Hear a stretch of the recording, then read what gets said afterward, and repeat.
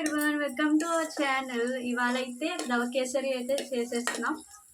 So first అయితే గీ వేసుకుని అందులో లైట్గా డ్రై ఫ్రూట్స్ వేసుకుని అవి మంచిగా ఫ్రై చేసుకుంటాం రెడీష్గా వచ్చే వరకు.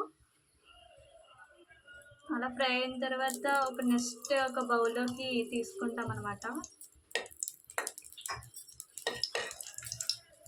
తర్వాత అదే ప్యాన్లోకి రవ్వ అనేది వేసుకుంటాం అనమాట. ఒక కప్ రవ్వ,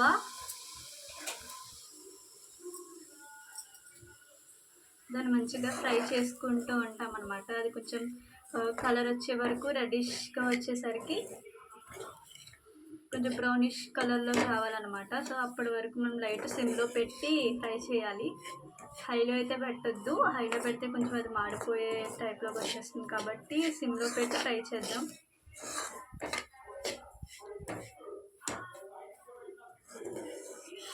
ఇలా ఫ్రై చేస్తూ ఉంటే మనకి టేస్టీగా కూడా కనిపిస్తుంది, టేస్ట్ కూడా చాలా బాగుంటుంది అనమాట.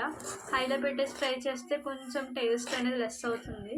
దట్స్ వై మనం సిమ్లో పెట్టి ఫ్రై చేయాలి.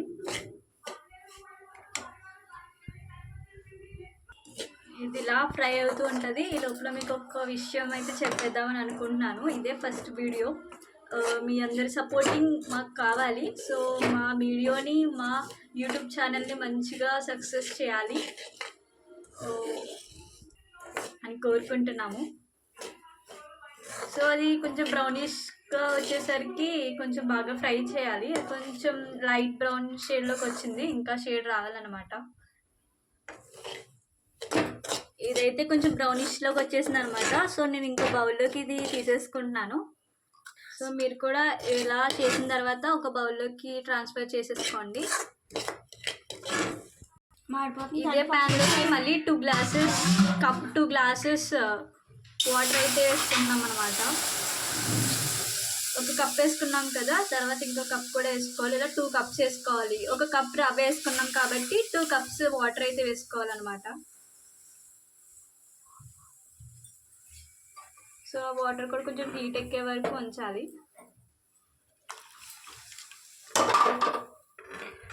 అదే ప్యాన్లోకి 2.5 కప్స్ వాటర్ అయితే వేసేసాము. సో ఇది మంచిగా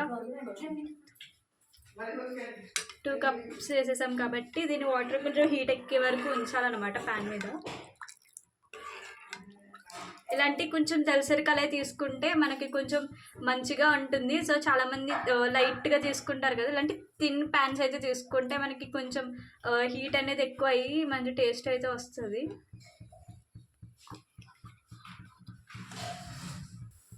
ఇదిగో ఇలా వాటర్ ఇట్లా హీట్ అవుతుంది కదా, ఇలా హీట్ అయ్యే వరకు ఉంచేసి రవ్వ అయితే వేసేద్దాం. ఇందాక ఫ్రై చేసి పెట్టుకున్నాం కదా, ఆ రవ్వని అయితే మనం ఈ కళాయిలోకి వేసేసుకున్నాం అనమాట. ఇలా వేసుకున్న తర్వాత దీన్ని కొంచెం ఫ్రై చేస్తూ రౌండ్గా తిప్పుతూ ఉంచాలి. సో అలా బబుల్స్ అయితే వస్తున్నాయి కదా, ఆ బబుల్స్ వస్తే మనకి కొంచెం హీట్ ఎక్కువ అయినట్టు మంచిగా ఉంటుంది, రవ్వ టేస్ట్గా వస్తుంది. అలా బబుల్స్ వస్తే మనకి దగ్గర పడుతున్నట్టు, రవ్వ కొంచెం దగ్గరికి వచ్చేసింది. సో యమ్మీ అయిన కేసరి అయితే తినేస్తున్నాం.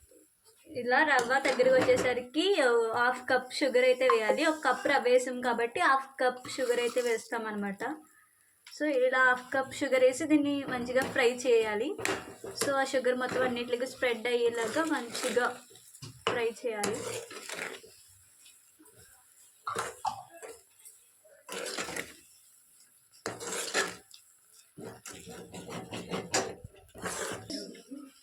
సో ఇప్పుడు ఇలా అయిపోయింది కదా, ఫుడ్ కలర్ కూడా మీరు యాడ్ చేసుకోవచ్చు.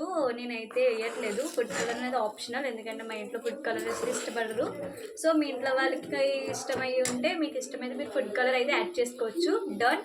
ఇప్పుడు డ్రై ఫ్రూట్స్ అయితే యాడ్ చేస్తున్నాము ఈ రవ్వ కేసరిలో. సో దాన్ని కూడా స్ప్రెడ్ చేసేసుకుని మొత్తం అంతా రవ్వ కేసరి అయితే రెడీ అయిపోయినట్టే. అండ్ కొంచెంసేపు హీట్ ఉంచి నెయ్యి కూడా వేసుకోవచ్చు ఇందులో. సో నెయ్యి అయితే మళ్ళీ యాడ్ చేసుకుంటే మనకి టేస్ట్ అనేది బాగుంటుంది. సో తర్వాత మళ్ళీ మనం ఒకసారి తిప్పుకోవాలన్నమాట. అంతే, మనకి టేస్టీ అయిన రవ్వ కేసరి రెడీ. మంచిగా ప్లేట్లోకి సర్వ్ చేసుకొని తినేయడమే లేటు. నాకైతే నోరైతే చాలా అద్భుతంగా ఉంది ఎప్పుడెప్పుడు తింటానని చెప్పేసి. ఓకే, ఈ వీడియో అయితే మీకు నచ్చిందయితే like, share and subscribe to our channel. Bye bye. మళ్ళీ వీడియోలో మళ్ళీ కలుద్దాం.